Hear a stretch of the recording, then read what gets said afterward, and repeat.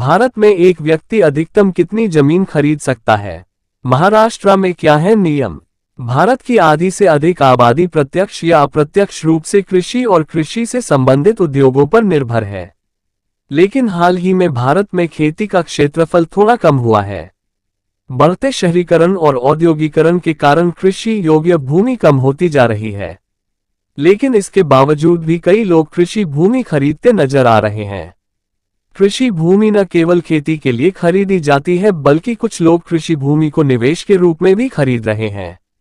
लेकिन क्या आप भारत में कृषि भूमि खरीद और बिक्री अधिनियम जानते हैं? क्योंकि भारत में कोई भी व्यक्ति जितनी चाहे उतनी कृषि भूमि नहीं खरीद सकता, यानी लोग एक निश्चित सीमा तक ही कृषि भूमि खरीद सकते हैं। इसको लेकर भारत में कुछ कानून भी हैं। हर राज्य के अलग अलग कानून हैं। इसी बीच आज हम भारत के कुछ प्रमुख राज्यों में कृषि कानूनों के बारे में संक्षिप्त जानकारी जानने की कोशिश करेंगे।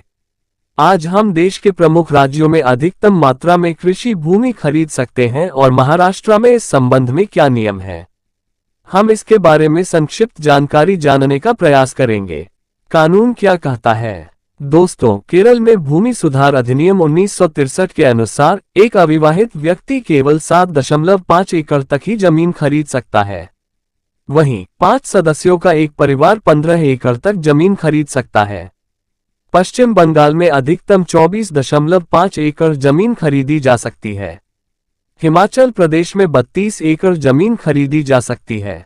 कर्नाटक में आप 54 एकड़ जमीन भी खरीद सकते हैं, लेकिन यहां केवल किसान ही कृषि भूमि खरीद सकते हैं। उत्तर प्रदेश में एक व्यक्ति अधिकतम 12.5 एकड़ कृषि योग्य भूमि खरीद सकता है। बिहार में कृषि या गैर कृषि भूमि केवल 15 एकड़ तक ही खरीदी जा सकती है। गुजरात में कृषि भूमि केवल किसान ही खरीद सकते हैं। आइए अब जानते हैं कि महाराष्ट्र में इस संबंध में क्या नियम है। महाराष्ट्र में कैसे हैं नियम? महाराष्ट्र में केवल किसान ही कृषि भूमि खरीद सकते हैं। हमारे राज्य में केवल वही लोग कृषि भूमि खरीद सकते हैं जिनके नाम पर 7/12 है। राज्य में सीलिंग कानून है।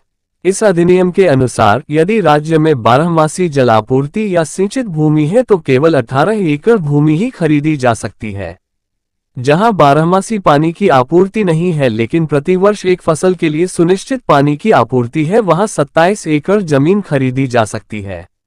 इसके अलावा मौसमी बागवानी या धान की भूमि के मामले में एक किसान अधिकतम 36 एकड़ जमीन खरीद सकता है और शुष्क भूमि के मामले में एक किसान अधिकतम 54 एकड़ जमीन खरीद सकता है।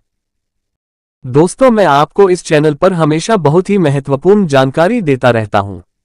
कृपया चैनल को सब्सक्राइब करें, हर वीडियो को लाइक और शेयर करें।